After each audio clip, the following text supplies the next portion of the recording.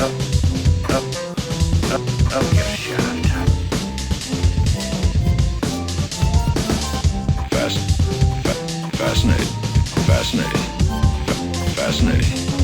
Fascinating.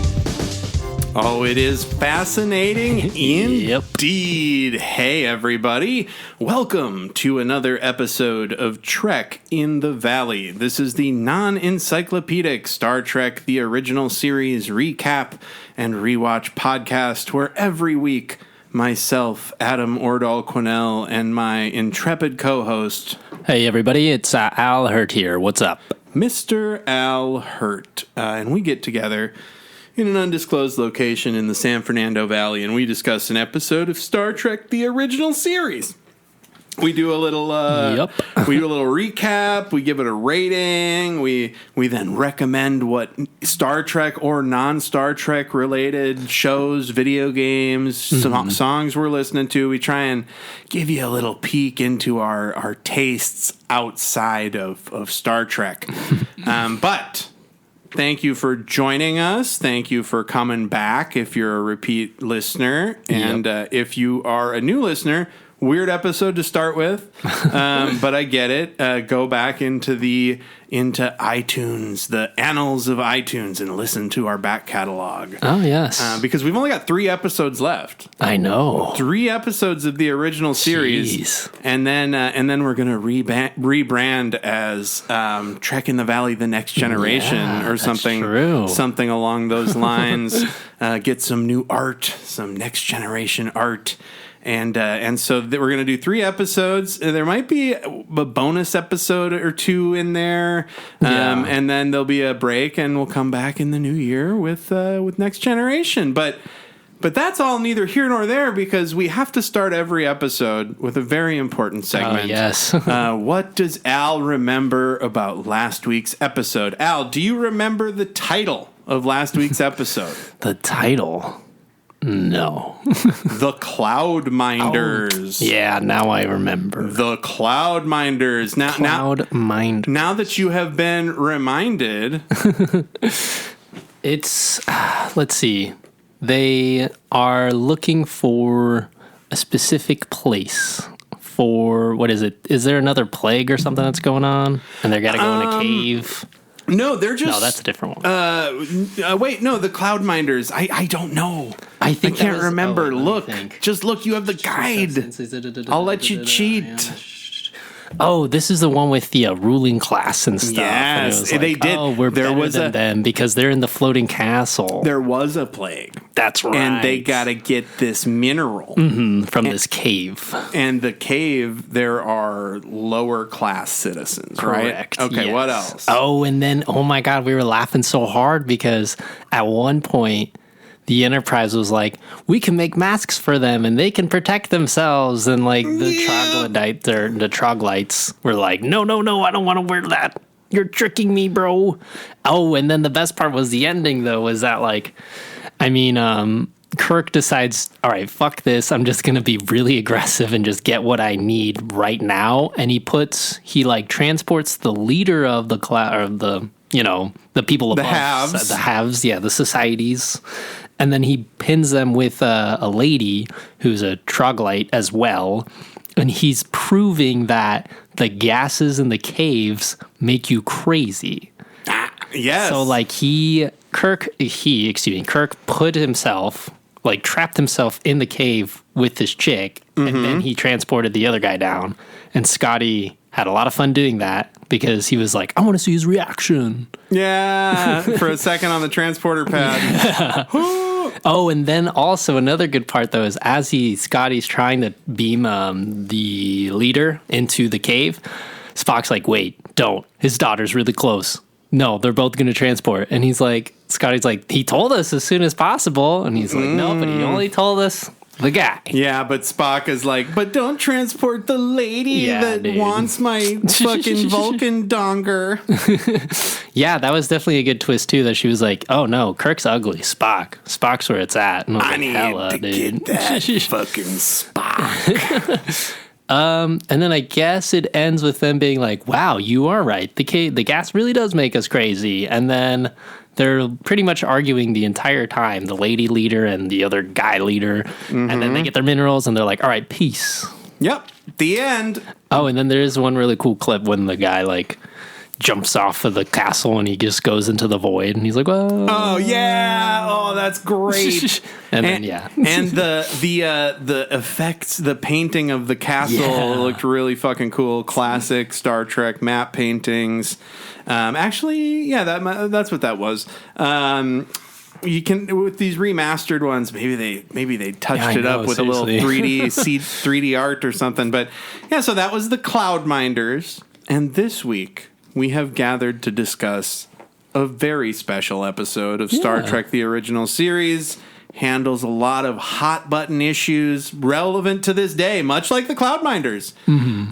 It is called The Savage Curtain. Bum, bum, bum. This episode, The Savage Curtain, is Season 3, Episode 22 of Star Trek: The Original Series. It aired first on March 7th, 1969.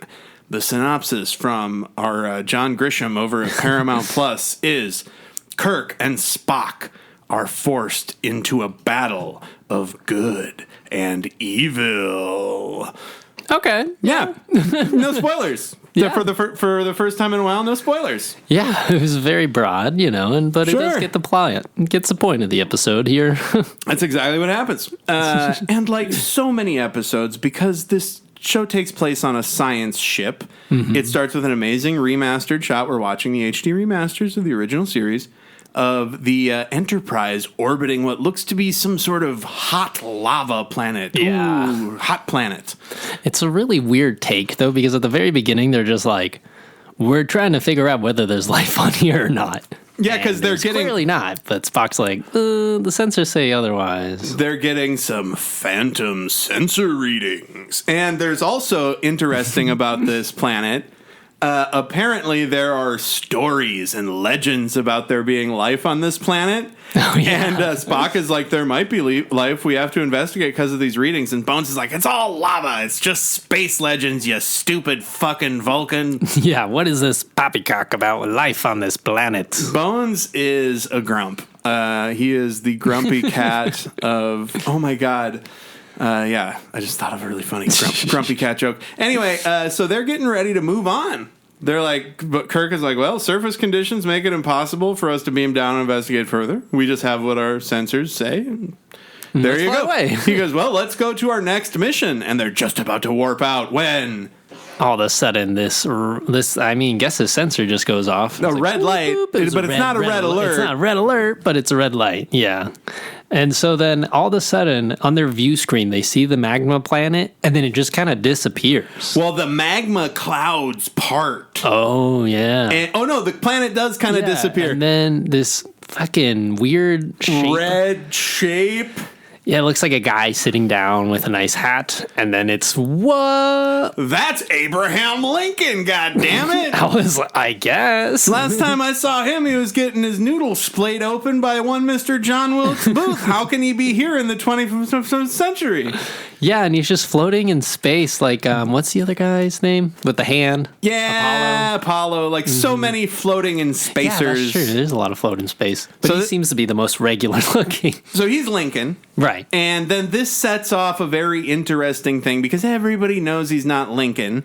But Kirk decides, hey, the best way to handle this is we're just going to treat him like he's Lincoln. And Bones is like, no, that's crazy. That's fucking crazy, it's so Jim. Funny, dude. Because Jim's like, all right, let's do this for real. Everybody put on their formal wear. They wear dress uniforms. They've got a band. Ooh, great title card. Yes. So this title card fucking rips because it's just the shot from behind the navigator area.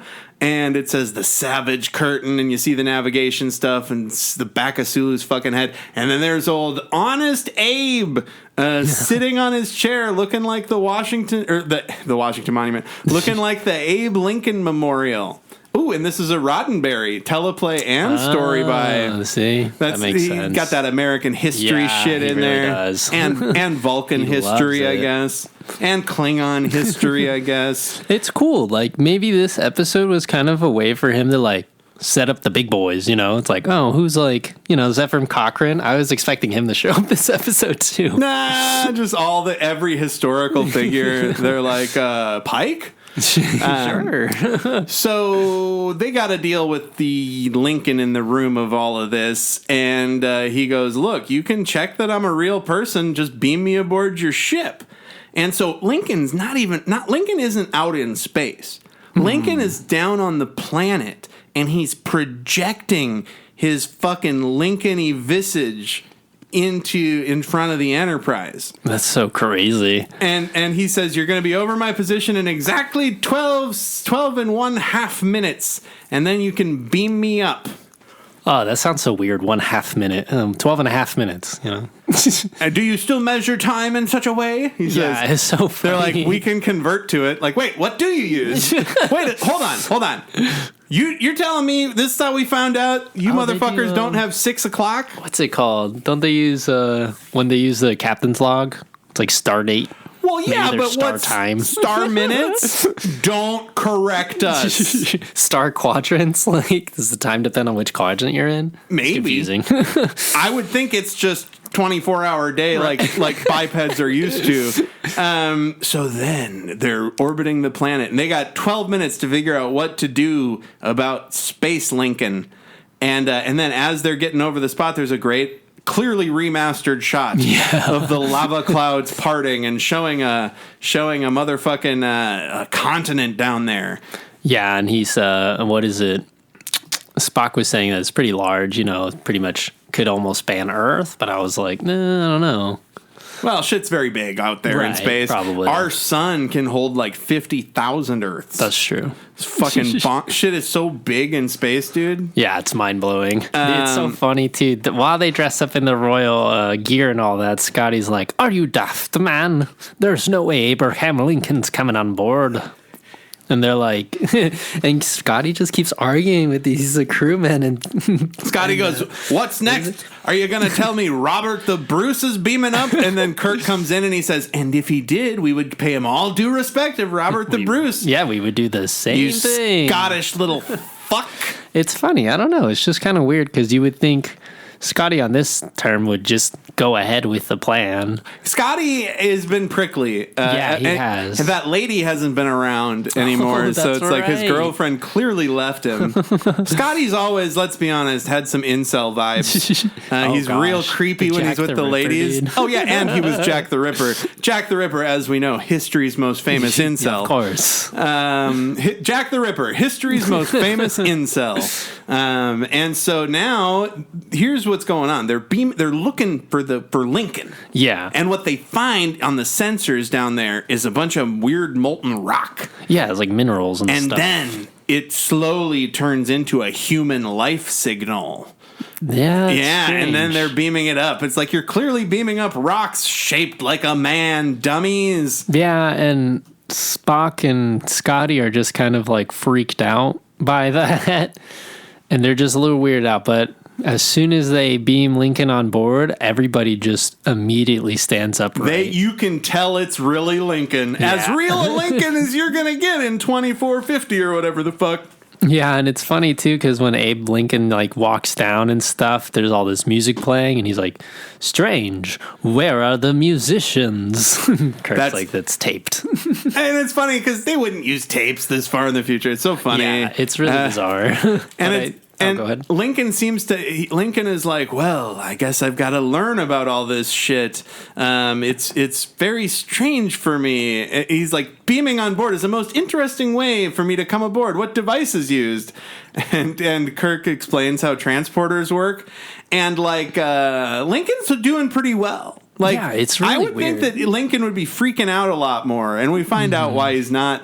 And he looks at the security guards behind him, and he puts his hands out, and he says, gentlemen, if those are weapons, please lower them. Yeah. I'm Lincoln. His charisma and charm, like, really come out, you know? One of those people should have been pointing their phaser right at the back of his head.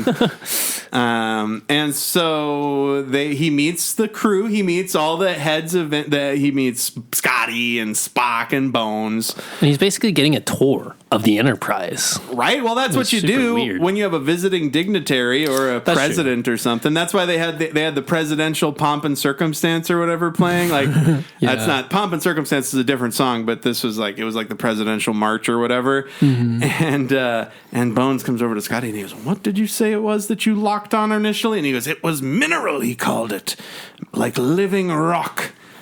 And so they're just kind of uneasy from all that. Look at that remastered shot at 10 minutes and 43 seconds.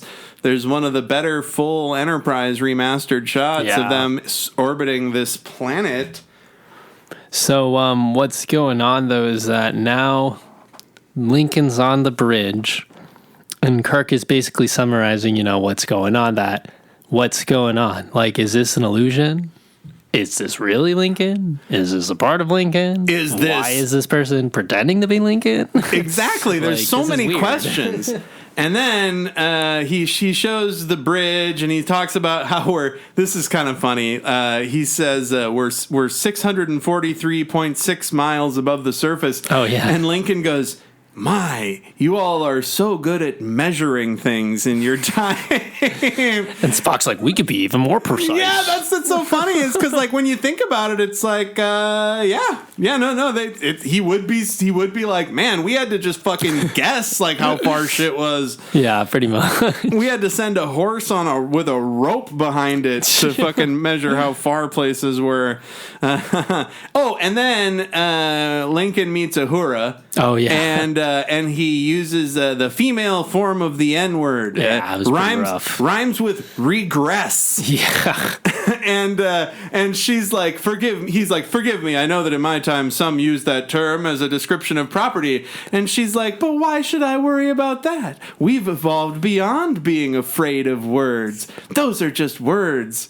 Yeah, I feel Gene was like sticking his elbow in there a little too hard. Right? He's like, "They don't have racism in the future." But I mean, there's a lot of episodes where there are a lot of racism. Yeah, there's not racism with the human, right? But Bones is racist against Spock. Oh, for sure. He doesn't like him.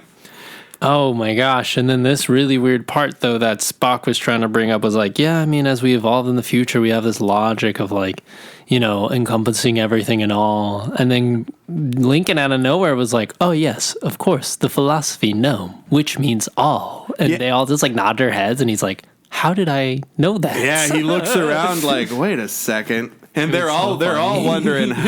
I love that Lincoln is like savvy enough to ask those questions. And he says, "Just as I seem to know that on the planet's surface you will meet one of the greatest living Vulcans in all of the long history of your planet." He's like a Vulcan Lincoln, you could say. Yeah, this is really bizarre because it's like when we usually get invaders on the bridge, they're trying to like keep their hands to themselves. Like they're trying to like keep the ploy. Like they're trying to keep tricking the Enterprise, whereas Lincoln is like genuinely being himself.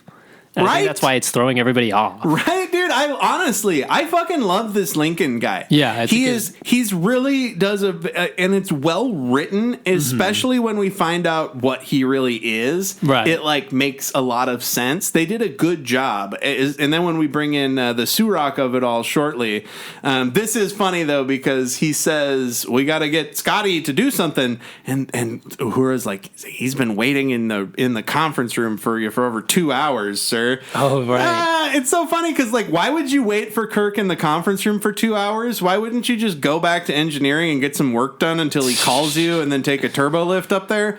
It seems like he wanted to be a baby about it because Scotty does not like this Lincoln business. He is staunchly anti-Lincoln, and maybe it's because he has the history of being an ancient serial killer or something. He relates to John Wilkes Booth. Well, it's so funny too because while Scotty's calling, Uhura's like, "Hey, Scotty needs you, Kirk. Captain Scotty needs you, Captain Scotty." And then Abe's like, "Let's check out your engines." And he's like, "Oh, I think Scotty's there." She's like, "No, he's been waiting in the conference room." And so Bones and Scotty are trying to just say, "Look, this guy clearly isn't Lincoln. He's clearly an imposter, and he's got the power to change himself into Lincoln, and he's very potentially dangerous. Yeah, And Scotty says, Kirk, you're as loony as an Arcturian songbird. And Kirk is like, listen, you fucks. Spock and I have been invited to beam down and meet a famous Vulcan with Lincoln, and we're going to do it. You are not going to spoil my time with Lincoln, who, as we're slowly finding out, is one of Kirk's greatest heroes. Right, and there's a really good line, though, in this scene when Bones was like, well, Spock, I mean, why don't you do whatever a fucking science officer would do in this situation? And Spock's like, I'm merely observing this Lincoln and letting him play it out just to see what the hell would happen. Mm-hmm. And, you know, Bones is like, of course, I mean, finally, at least someone admits that he's an alien. And Kirk's like, he is an alien. Duh. I mean, it's weird what's going on, but... He's kind of just like letting him on so he can figure it out. Kirk is like, I know he's not Lincoln. and Spock is like, I don't understand why it's Lincoln for sure, but he has always been a personal hero to you, Kirk. And he said, what a better way to titillate your curiosity about the aliens below. And Bones also brings up an interesting point. He's like, what if we beam you down there and it's just fucking lava? Yeah, right. And the lava rends your flesh from your bones. You ever think about that? Yeah, and Kirk was just like, well, you know what? That's just the risk we're going to have to take. Yep. And Scotty just looks at Kirk plaintively at 15 minutes and 40 seconds in and says, please don't do it, Captain. Especially since it's going to be Kirk and Spock. Yeah, it's like the two big ones. But Kirk breaks it down for him. He's like, hey, meeting other life, fascinating other space lives. We came out here for Space Lincolns. Yeah, that's right. what the Federation was founded on, the pursuit of Space Lincolns. And God damn it, we're going to do it. And so Spock and Kirk are going to beam down. They're going to have their standard hand phasers, and President Lincoln will guide them. Yeah, they're going to get their phasers and a tricorder to, you know, measure the environment or whatever. Just do their thing. Do all of that very precise measuring that really gets Lincoln's motor running. Yeah, and Bones was like, but what if it is lava? And Scotty's like, I can't pull them out in time, so they're fucked. They're going to burn to death in lava, and whoops! After they beam, they see Scotty and Bones see that Kirk and Lincoln and Spock's tricorders and phasers are sitting on the fucking transporter pad. Do you know what kind of bugs me? I mean, it's this very small thing, but it was about the shot.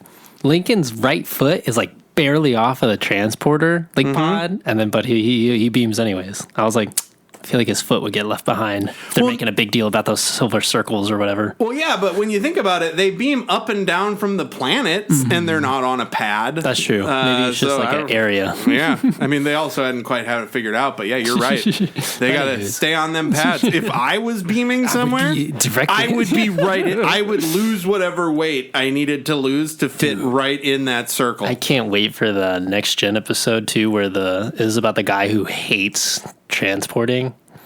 And like you see his POV of transporting, it's so good. Yeah, I look forward to that as well. And then Kirk and Spock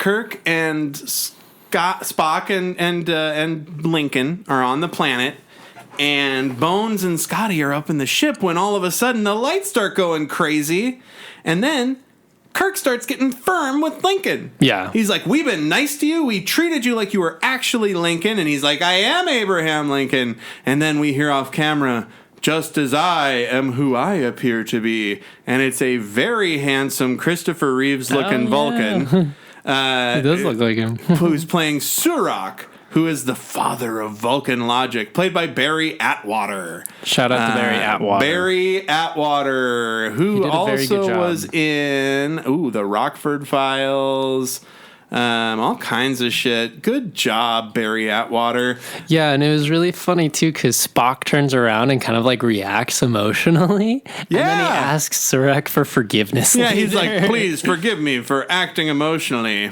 And he's like, no, that's cool. I mean, that's the exact reaction I'd expect. So, yeah, they're very chill about it. This guy did a bunch of episodes of stuff. We go back to the ship, and now there's having some issues with the engines. Yeah, it's Scotty's gonna trying melt. to figure it out. The engines are overpowering, and they're he's like, gonna explode in 4 hours. Just reset it. And he's like, okay, I'm trying to. Give me We a sec. can't reset it. And then, he comes back with the we can't. So, but they bring up the ticking clock thing later, though. Because right now the Enterprise is in danger. But they not don't have a 4-hour timer on it. Yeah. And so Spock is like, look, even if you're not actually Surak, he calls him Image of Surak. He says, live long and prosper, Image of Surak. And Surak's like, the fact that you said that really tells me what's in your mind, Spock. Well, he's like, logically, I mean, you can't be here. Right? It's really weird. It's confusing. And Spock says, I apologize for acting emotional when I saw you. And Surak goes, the cause was sufficient. Yeah, right? I understand. Let us go beyond this. Right? Let us move past this. And then we meet this rock thing. This fucking rock thing. Let me see here. Yarnak is his name. Yarnak is a rock monster who's smoking, and not like smoking a cigarette or a bowl or whatever. He's just smoking, like smoke pours off of him. Their world is called Excalbia. Weird. Yeah, it's like scalding, like because it's so hot. Ah, yes. And he says basically, so this is where we find out that is this the first reality TV situation we've seen? They did the what is it called? They did like the gladiator like ring. Oh on the yeah, camera. people watch that. And then another reference is Arena too. This is very reminiscent of Arena. It is because this rock guy Yarnak of Excalbia. Mm-hmm. He first off, I always forget that produced. Well, hold on, I've got the IMDb up right here, and I love it when it says produced by Desi Arnaz and Lucille Ball, executive, because they helped get it on the air and shit. Yeah, I fucking love it. Oh no shit. Yeah. So Yarnak of Excalbia is basically saying, hey. We're gonna watch the drama of your philosophies. And he says, and we're gonna broadcast it to the ship so that they can profit from the drama on display. And like basically Kirk is trying to argue with him too. He's like, we're just trying to learn about your customs and stuff. We're not here like to threaten you. Like you took away our phasers and our tricorders. Like what the hell, dude? And the guy's like, all right, bet I'm gonna like try to make this big event. And these are like people that I don't know how he introduces them. I guess he's just like, let me show you who. Yeah, he's like who these fuckers are. He's like, here are your competitors, basically. Yes, and it's Colonel Green, who's a genocidal psychopath from Earth's history. Mm-hmm. It's Kalis, one of the most famous Klingons. He's awesome. Genghis Khan, who's awesome as well in this, but I feel like hold on. Genghis Khan is that is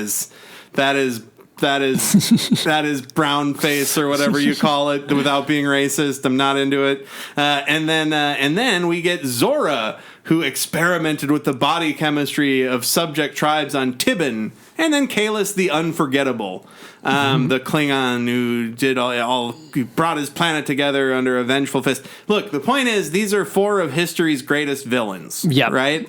And they're gonna pit them against Kirk and Spock, and then Lincoln and Lincoln. Surak. Mm-hmm. Surak. Lincoln and Surak. Now. So it's basically like the heroes of old versus the villains of old. And basically what this Yarnak guy sets up is it's good versus evil. It's these two abstract, diametrically opposed philosophies. And you're going to survive for life or death. And we're going to discover which philosophy is most successful. Yeah, which one's the stronger of the two, good versus evil? There's only one objective. He goes, survival, life and death. And Kirk's like, what does that mean? And he's like, the word is explicit. If you and Spock survive, we save your ship. If you do not, we fucking kill everybody. You die. And he's got, of course, because it's Star Trek and they get a little bit lazy, Yarnak's people have the power to control the Enterprise when it's up in the up in orbit and all that. Oh, this is a great line. This one was in my notes. Oh, yeah. Spock says, Bones says, "Can we beam him up?" And Scotty says, "Hold on." He says, "We don't have the power. They'll come aboard a mass of dying flesh." They'll come aboard a mass of dying flesh. I was thinking about the first movie too. Right? Yes. That's so gross. Yes. Oh, they get the Cronenbergs on there. And then Chekhov is saying, look, they're life forms, they're living beings, but... And Bones is like, could they be aliens projecting an illusion? They're so freaking out about, like, we got more people now, and they're famous for bipedal people. Now, they've once again made it so that the folks on the Enterprise, they are just like surrogates for us, the audience, right? They have no agency, they can't do anything. No.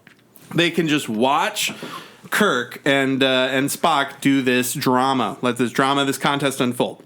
Yeah, and I mean, there's plenty of times in the middle of the fight, or between the fight, when what's his name, Sulu was like, "Can't we give him a heads up or a shout or something?" And they're just like, "Nope. I mean, we just got to sit here and watch. We got to watch him get ambushed later. There's somebody's going to ambush him, like right now." Mm-hmm. Oh yes. So go ahead. So Yarnak says, "Hey," because Kirk and Spock, they refuse to participate. Of course. And Yarnak is like, "We'll see," and then he disappears into the rock. Yeah, he's like, "We need to give you some motivation." Right? And then this Colonel Green guy comes out. Oh, wait, some motivation. I don't think they've told him that he's going to kill everybody on the Enterprise yet. No. Yeah, that comes later. After this argument, I'm pretty sure. And this Colonel Green guy comes out to discuss a detente, to have a little tete-a-tete, to discuss things with Kirk, who he perceives as the leader. And basically this Colonel Green, who is a genocidal human maniac from like the 21st century or whatever, is like, well, we got to combine our forces. We just want to get out of here like you guys. These rock people, we don't know them. All of these evil guys are acting basically like they were just picked up and taken from wherever they were to here. Oh, and it's such a good line though, because Colonel Green's like, "I just want to go home," and like everybody here wants to go home, and Kirk's like, "Where's your home?" And he goes, "Honestly, I don't know. I don't remember, but I know I want to get back there." Yeah, exactly. I was like, that is pretty funny. But also too, as he's negotiating with Kirk is like, "Aren't you famous though for murdering your enemies mid-negotiation?"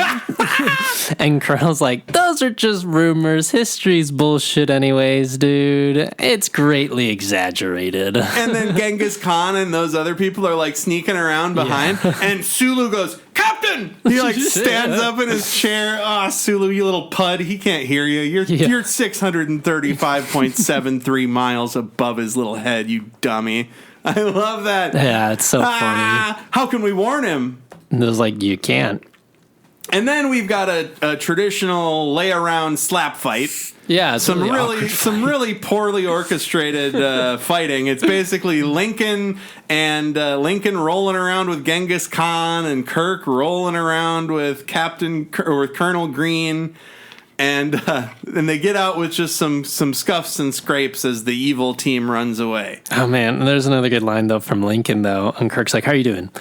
And Lincoln's like, "Well, it appears that my clothes are scuffed, but I am pretty relieved that I could still throw hands for such an old man." Yeah, because I'm 400 fucking years old. And he's like, "Oh, okay, cool." I'm looking through my notes. It's just a charm, dude. It's just, they nail a charm. It's so funny. Right? And Surak is also very good, but because Lincoln was a real person in our past. Yeah. And so this Yarnak guy just does not get why Kirk and Spock would not be stoked about this. No, of course. He's like, "We're giving you a chance to be teachers to us about your philosophies." And here's what I don't like about this. Mm-hmm. Kirk is giving him a look at their philosophy by saying he doesn't want to fight. Yeah. That is an acceptable philosophical decision. Like, that's the philosophy. No, and they even put it one further. I guess, let's see. There's 3 times now that they all try to surrender, because it's first Colonel Green. I mean, it's a trick, but it's still like a form of surrender. The second time is when Kirk is trying to explain to them, "Hey, we don't want to fight. Me and Spock just don't want to fight. None of us want to fight." Yep. And then the third time is when Surak tries to surrender too. Well, not surrender, but negotiate. Or negotiate. Yeah. And it's like those are 3 different ways of like how good could technically overcome That's evil. philosophy. Yeah. That's their strategy. I don't know. It's really bizarre. This rock guy just doesn't fucking get it. And then the rock guy is like, okay, well now since you're not going to fight and you don't want to be teachers, fuck you. I'm going to kill your ship. And I'm going to kill all 400 plus souls on board. He's like, let me give you some motivation. Yep. Oh, and Kirk tries to punch the rock guy or slap him. I don't know what he's doing. Yeah. But it burns his hand. And Yarnek goes, you find my body heat distressing, Captain? It was like, duh. They had to adapt to their environment. You Like, know? haven't we all heard that in our life when somebody's said, do you find my body heat distressing? So he's going to give him a cause to fight for. He said, you may now communicate with your ship. And so they communicate with the ship, and the ship is like, everything's going to fucking explode in 4 hours. Yeah, pretty much. And they entered red alert. Yep. And Scotty's like, I can't explain it, but the antimatter are in the red zone proximity. And it's obviously because of something Yarnek and the guy and the rock people are doing. Yeah, and he goes, Yarnik is like, all right, there you go. Now you got 4 hours there to fight them, and before they blow up. And if Kirk and Spock lose, the Enterprise is lost and will be killed. He goes, to save your crew, you must win. And the Yarnek puppet is pretty cool. I really like the practical effect of the man in the suit. Oh yeah, it's dope. The eyes, the like randomly placed kind of eyes in like a crown around his head. Yeah. Very cool, very cool. Reminds me a little bit of like a more evolved version of when they fought that rug monster. Yeah, in that awesome, 8 rocks. Yeah, that 8 rocks. See, they need them. Yeah, that's true. Holy shit! I should write a comic book for. I should submit that to Dark Horse, where it's like they fight. They got to come back and rescue somebody from Yarnak, and they bring the rug monster with them from Danger in the Dark or whatever that episode was called. Something in the Dark. Now they're 2 hours. So for the last 2 hours, fucking Kirk and Spock have just been walking around with Lincoln, not building weapons. The evil people. They're building weapons. Yeah, they're like, what's going on over there? And he goes, they haven't even armed themselves. Mm-hmm. And they're like, I forgot. Kalis was like, let's just go attack them now. And Colonel Green's like, with what? Just these sticks? And he's like, yeah, I mean, they don't have sticks. And he's like, Colonel Green goes, no, I want a complete advantage. Like, overwhelming force. Murder them. Like, this is how you gain power. And they're like, oh, okay then. And then meanwhile, it switches right back to Kirk and the crew. And Kirk's going around giving orders and stuff and is like, okay, we have our base. We can defend here. We need to maybe move it forward and maybe try to peel them out or something or get them to come out. And there's a really funny line that Lincoln says. And he's like, Kirk, do you drink whiskey? And Kirk's like sometimes. Yeah, sometimes. And he's like, well, you have, Abraham Lincoln goes, well, you have very, great leadership and manly qualities, just like General Grant. And Kirk's like, ooh. Yeah, he doesn't notice for 2 seconds, and then he just starts laughing. Kirk is so happy that Lincoln likes him so much. And then Spock says, or Lincoln at one point says, James, the war is forced upon us. History repeats itself. Mm-hmm. So they found a little base, and they're going to, like, they're basically Kirk and Surak are not arguing, but Surak is saying, look, I'm anti-violence. I can't help you fight. But I can go over there and try and do some negotiation and see if we can solve this amicably, right? And Kirk, it's a big argument back and forth. They're all kind of talking it out. Yeah, it's a good part. And then Surak says, well, look, I'm not going to fight, so I might as well go try to talk them out of this. Mm-hmm. And then Kirk says, and while we're waiting, we'll build the weapons. Well, he goes, yeah, I mean... He goes, well, I mean, I can't control you. I'm not in charge of you. You can do whatever you want. And Surak was like, yeah, you're right. I'm just going to go over there because I don't want to fight anyways. I will not harm others, Captain. And if I fail, like, it's not on you. Yep. He says, if I fail, you lose nothing. After all, I'm not a warrior. But Vulcans are very strong. Spock kind of agrees with him too. But he goes, look... I will ride or die with you, though, Kirk, too. So. Yeah, he's basically saying, Kirk is saying, look, I'm a Vulcan, I know about the peace, but I also have fought next to you many times, Kirk, but trust me, let Surak try to fucking talk them out of it. And he's like, all right, cool. And then they're going to, and in case he fails, we build weapons. Yeah. Oh, as soon as he leaves, he's like, "Let's build weapons." Well, in case he fails, and they're like, "Oh, okay." Yeah, we probably should. And then at 36 minutes and 8 seconds, there's a shot that they just forgot to remaster. This happens sometimes. I don't know if it was like they couldn't get like the original video or whatever, the original film. But there's a shot of Surak that just looks like it's a fucking Super 8 camera. And then it cuts right to a remastered shot where it looks like Kalis is standing inside the TV that we're looking at. And Surak goes out and he says, "I propose peace." And Kalis and Colonel Green are like one of them peace lovers. So basically, they're all the bridge is watching Surak fucking negotiate with Colonel Green. With Colonel Green, and Colonel Green's like, "How do I know you're not tricking me?"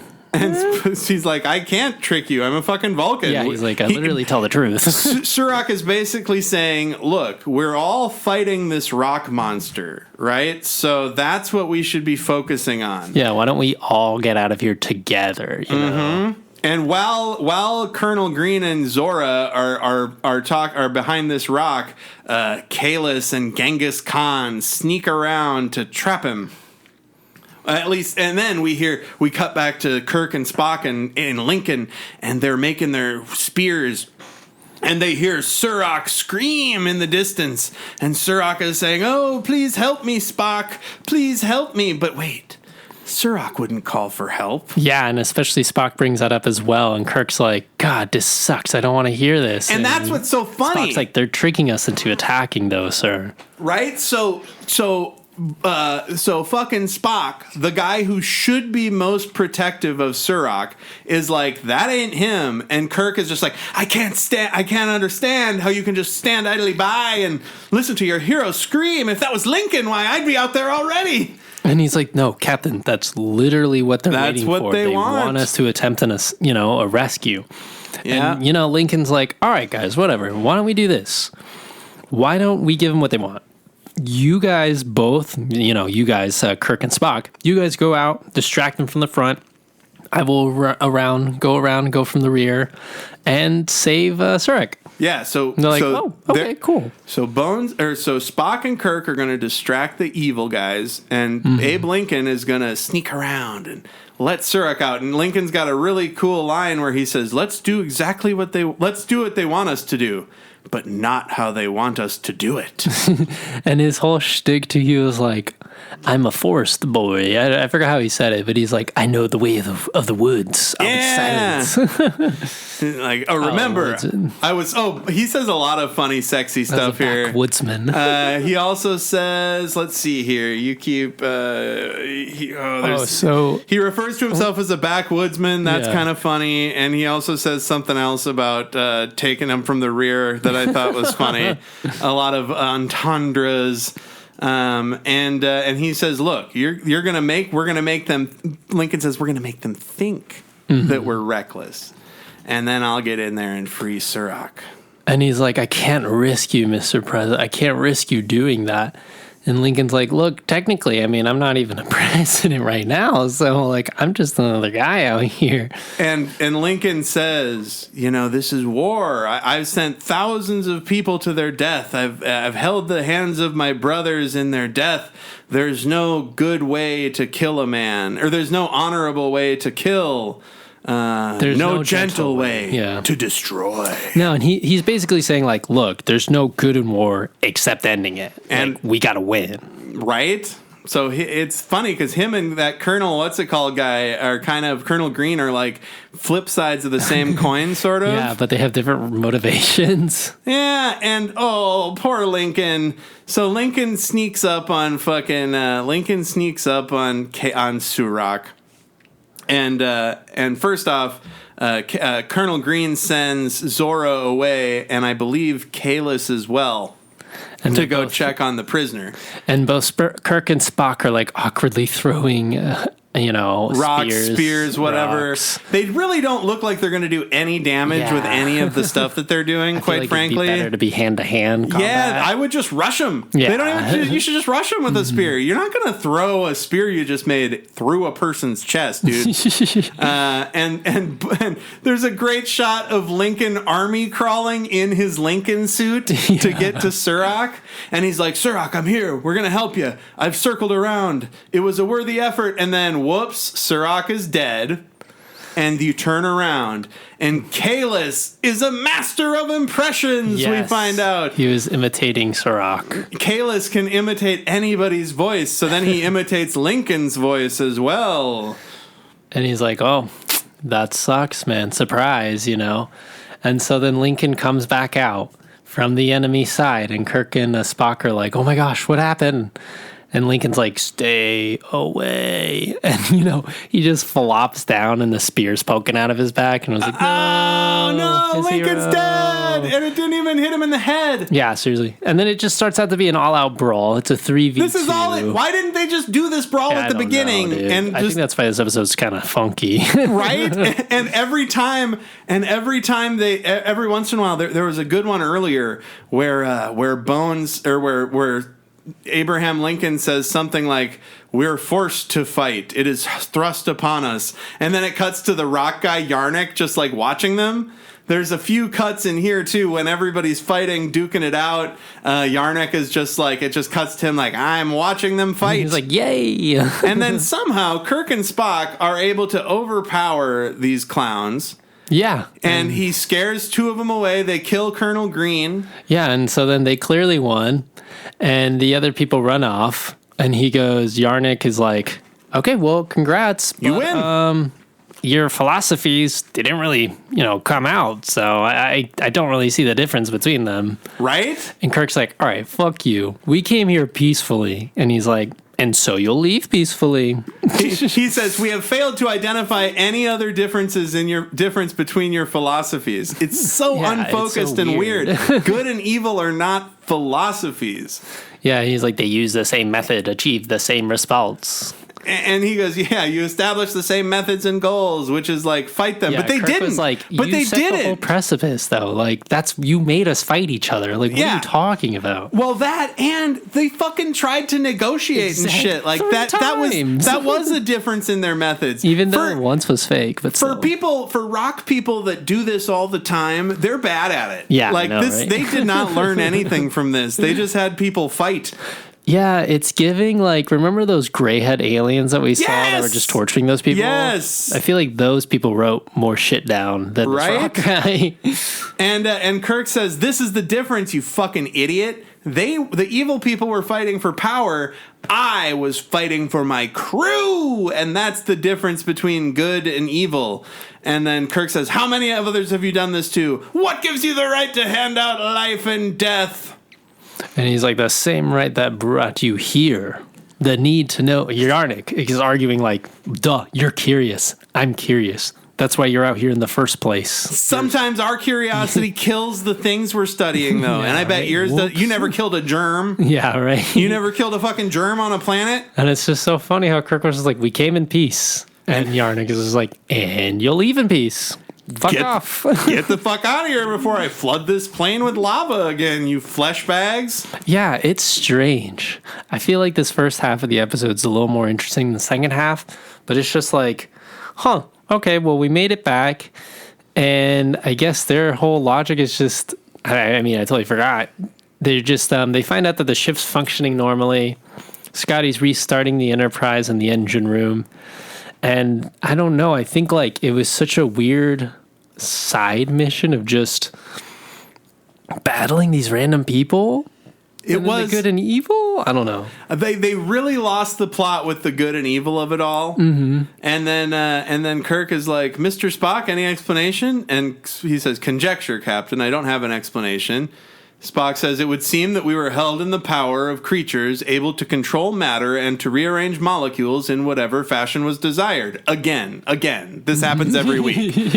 So they were able to create images of Surak and Lincoln after scanning our minds and using their fellow creatures as source matter. They seemed so real. So that wasn't Lincoln. That was Kirk's perception of Lincoln. That wasn't Surak. It was Spock's perception of Surak. Well, I mean, good That's on Spock for being image of Surak, you know? That's cool. Like, I really like that part of this. And these goofy episodes can be bad. No, and but I liked good it. questions, though, because, like, there's a whole good versus evil, which they don't really delve too much into, except for Surak arguing with Kirk. But then that line that Spock says at the end, he's like, well, I mean, what made them not real, right? I mean, it's like if we perceive them as Lincoln and he responds as Lincoln and we all Is he not Lincoln? Yeah, and I was like, oh, that's a pretty interesting question. And then Kirk says something hilarious. Ari Lincoln, he says, it was so hard for me to see him die again. Dude, what are you talking about? You saw him die the first time? Like, Yeah, what do you weird. mean? What do you mean? Like, I just got him back.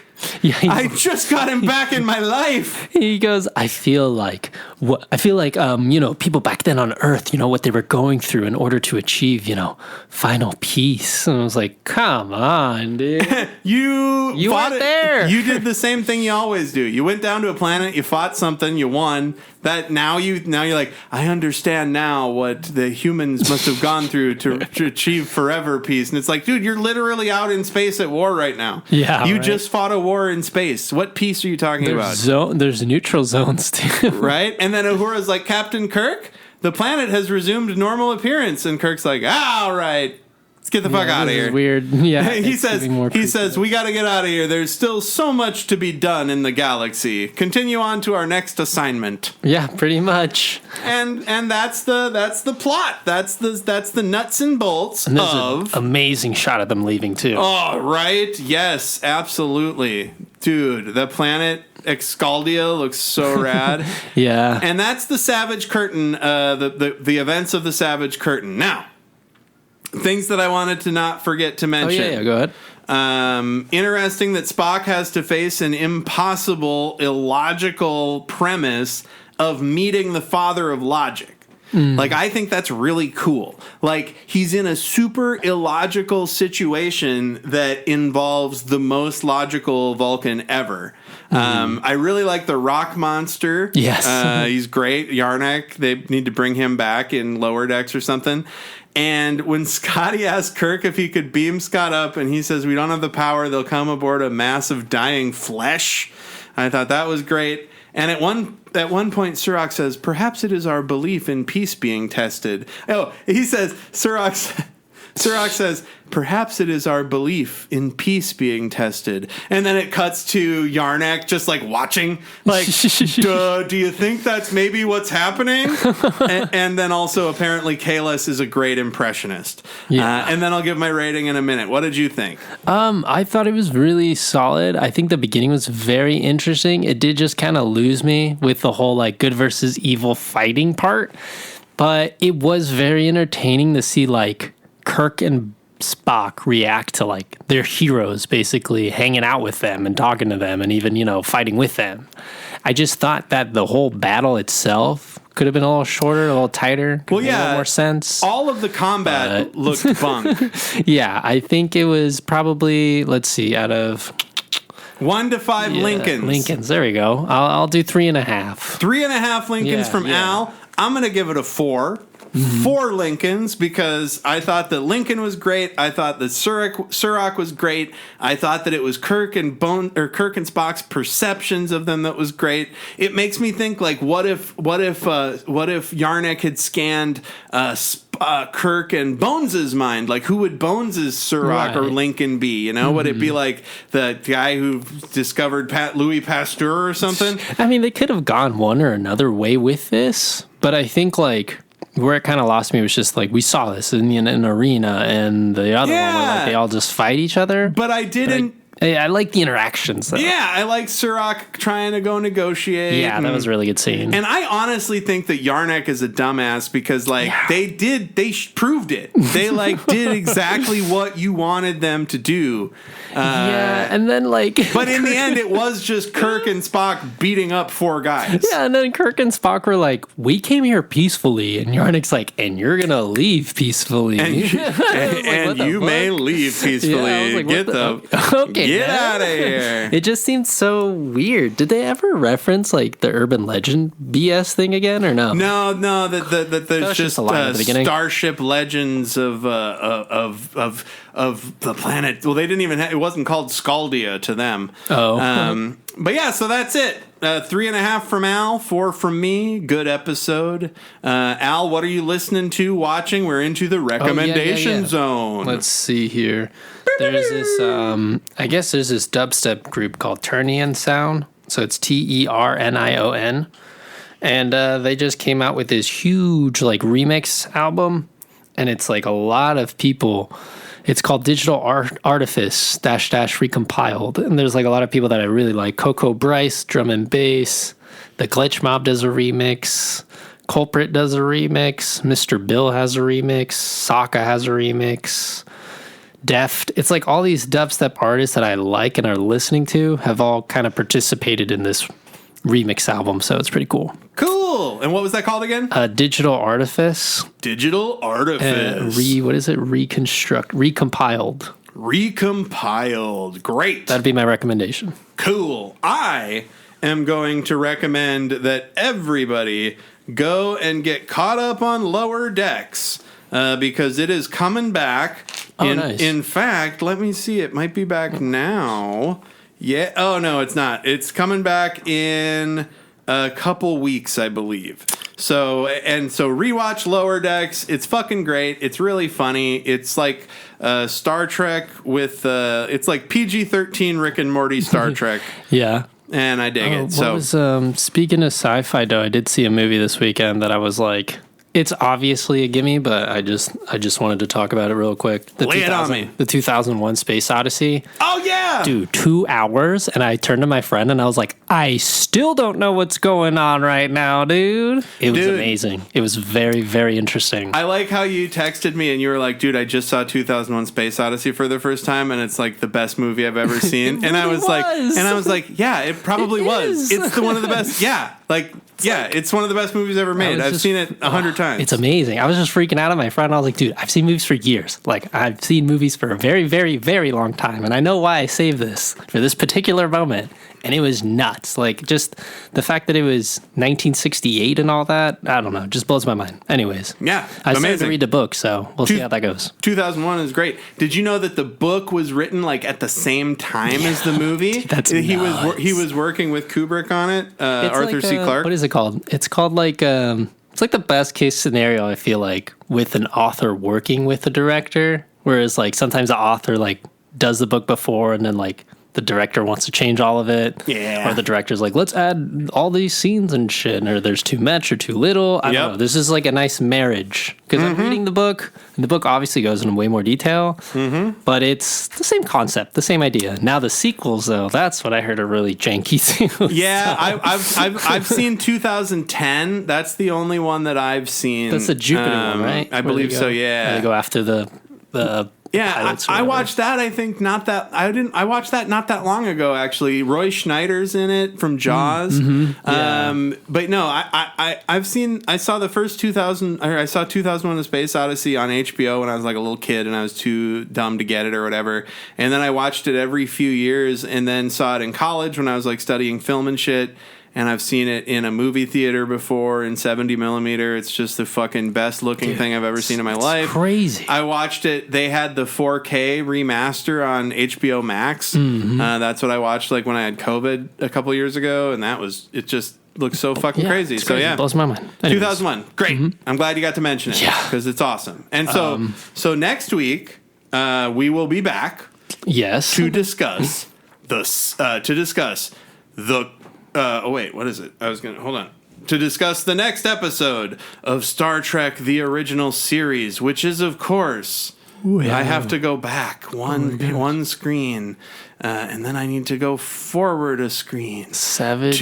Savage Curtains when we just all our yesterdays. Next week we're discussing the penultimate episode of Star Trek: The Original Series Season 1 or Season 3, and then we have to decide if we're gonna do like some bonus episodes and then the last episode or what. But maybe should we watch Generations or whatever, the movie where Kirk dies? I just feel like that. Yeah, we could, but then we see all this Next Generation stuff, like it does feel kind of out of sync to me. Okay. But we'll see. I don't give a shit. Maybe I'll do whatever. Yeah. Maybe we'll have to, it depends, because the first season of Next Gen is like particularly strange, because I heard they use some old scripts. It's not as, it doesn't find it's like season 3. It's like season 3 of fucking original series. It's like when it goes backwards. Right, exactly. Yeah. That's why the first couple episodes were. Don't they redo one too?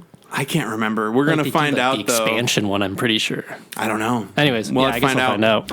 But yeah, so that's it. Come back next week. We're going to discuss all our yesterdays, a time travel episode, and do all the stuff in the bumper. And thanks for listening. Thank you. Bye.